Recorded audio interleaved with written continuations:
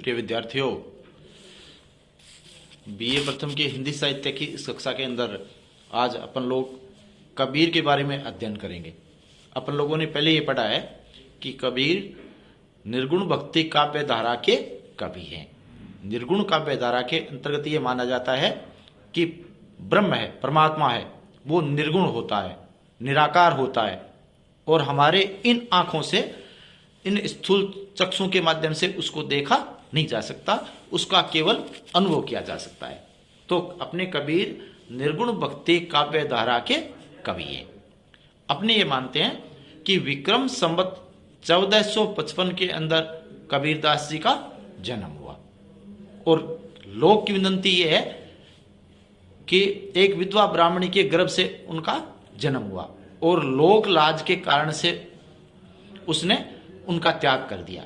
कहते हैं नीमा और नीरू नाम के दंपति जुलाए हैं, उन्होंने कबीर को पाया और फिर घर ले आए। कबीर का लालन पालन उन्होंने किया। इस प्रकार से कबीर जन्म से चाहे हिंदू हों, लेकिन उनका लालन पालन करने वाले हैं वो मुसलमान हैं। लेकिन कबीरदास जी की जो शिक्षाएं हैं, कबीरदास जी की जो उपदेश हैं या कबीरदास जी ने जो बातें कही है, संदेश है, वो अपने देखें तो कबीर किसी हिंदू या मुसलमान की बात नहीं करते। कबीर केवल इंसानियत की बात करते हैं।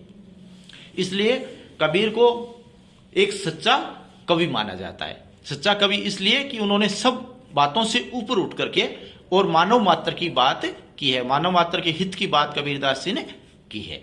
कबीरदास जी के लिए कहा जाता है कि कबीरदास जी स्कूल में जाकर के, विद्यालय में जाकर के, पाठशाला में जाकर के पढ़ नहीं पाए और इस कारण से उनकी शिक्षा विधिवत नहीं हो पाई। लेकिन कबीरदास जी को लोक का गहरा ज्ञान था और इसलिए कबीरदास जी ने लोक के अंदर जो कुछ अनुभव किया, उसी अनुभव को उन्होंने अपने दोहों के माध्यम से या अपने पदों के माध्यम से आम जन तक पहुंचाया अपनी शिक्षा के रूप में। और कबीरदास जी ने जो कुछ देखा उसको वैसा ही कहा। तो उनकी जो साखियां हैं उनको आप देखेंगे तो उनको पढ़ करके आपको ऐसा लगेगा कि मानो कबीरदास जी के पदों के अंदर लोक का गहरा अनुभव भरा पड़ा है। तो कबीरदास जी ऐसे कवि हैं जो कवि होने के साथ साथ में सच्चे समाज सुधारक भी हैं। क्योंकि कबीरदास जी के जमाने के अंदर अपने देखते हैं कि कई प्रकार के अंधविश्वास थे, कई प्रकार के पाखंड थे, कई प्रकार के आडंबर थे और उन आडंबर के कारण से लोग जन है वो भ्रमित हो रहा था। तो कबीरदास ने अपनी शिक्षाओं के माध्यम से यह संदेश दिया कि हमें इस प्रकार के आडंबरों से बचना चाहिए। कोई कहता है कि हिंदू श्रेष्ठ है, कोई कहता है मुसलमान श्रेष्ठ है। तो कबीरदास जी ने दोनों वर्गों के लोगों को फटकारा। उन्होंने ये कहा कि जो तुम बामन बमने जाए, आन बाट वह क्यों नहीं आए। यदि तुम कहते हो कि ब्राह्मण श्रेष्ठ है तो तुम ये बताओ कि फिर उनका जन्म सामान्य मनुष्यों की तरह से ही क्यों हुआ। यदि वो इतने श्रेष्ठ हैं तो उनका जन्म तो किसी और ही तरीके से होना चाहिए था। और इस प्रकार उन्होंने कहकर के ये सिद्ध कर दिया कि परमात्मा ने हमको हिंदू या मुसलमान के रूप में पैदा नहीं किया। परमात्मा ने हमें एक इंसान के रूप में, एक मानव के रूप में पैदा किया है। ये जो भेदभाव की दीवारें हैं वो सारी दीवारें हम लोगों ने यहां आकर के खड़ी की हैं। परमात्मा की दृष्टि में न कोई ब्राह्मण है, न कोई शूद्र है, न कोई ऊंचा है, न कोई नीचा है, न कोई गरीब है, न कोई अमीर है। उनकी दृष्टि में सब इंसान बराबर है। तो यह इंसान और इंसान को बराबर समझने की जो बात है वो अपने देखते हैं कबीर की सबसे बड़ी शिक्षा है। मानव और मानव में कबीर कोई भेद नहीं करते। कबीर की यह मान्यता थी कि एक बिंदु से विश्व रचो है, को बामन को शूद्रा, कि उसी एक दिव्य ज्योति से परमात्मा के अंश से ही सबका जन्म हुआ है। इसलिए न तो कोई ऊंचा है और न कोई नीचा है। तो कबीर जी की देखिए कितनी बड़ी शिक्षा है कि समाज में जो छुआछूत की भावना थी या इस प्रकार के बात को जो लोग मानने वाले थे, उन सब लोगों के ऊपर कबीर ने व्यंग्य भी किया, उनको समझाया भी कि परमात्मा की दृष्टि में हम सब बराबर हैं। इसलिए मानव और मानव में कोई अंतर नहीं होना चाहिए। कबीर की बहुत बड़ी शिक्षा है और अपने ये मानते हैं कि यदि कबीर की इस बात को हम लोग मान लें तो आज जो छुआछूत जैसी बुराइयां हैं वो समाज में से स्वतः ही मिट सकती हैं।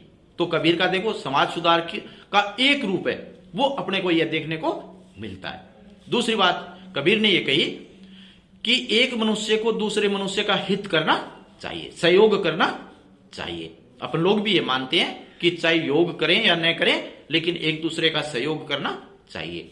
और कबीर भी इस बात को मानते थे। उनकी मान्यता भी यह थी कि हर मनुष्य को दूसरे का सहयोग करना चाहिए, उसकी पीड़ा को मिटाने का प्रयास करना चाहिए। इसलिए वो ये कहते हैं कि हर मनुष्य यह प्रयास करे। जैसे अपन समाज में एक बुराई देखते हैं मूर्ति पूजा की, और मूर्ति पूजा में लोग स्वामणी भी करते हैं, बहुत सारा खर्चा भी करते हैं, लेकिन यदि पास में ही कोई एक दीनहीन व्यक्ति है जिसके पास खाने के लिए नहीं है तो उसको कुछ नहीं देते, लेकिन एक पत्थर की मूर्ति के सामने जाकर के स्वामणी तक करते हैं, खर्चा भी करते हैं।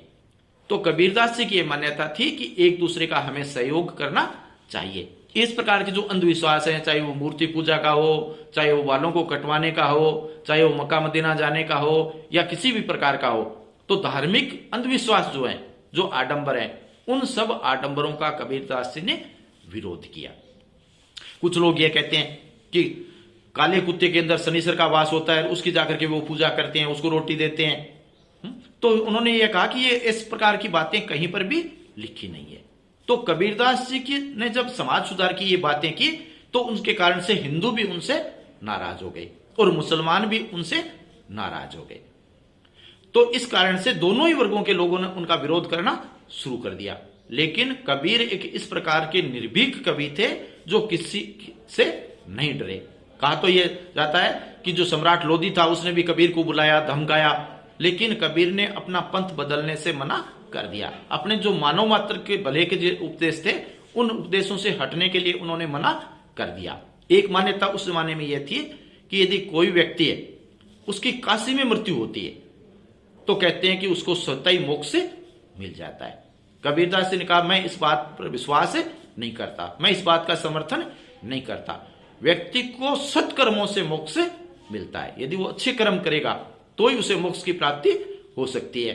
और इसलिए कबीर ने न केवल इस बात को कहा बल्कि अपने जीवन में इसको चरितार्थ भी किया।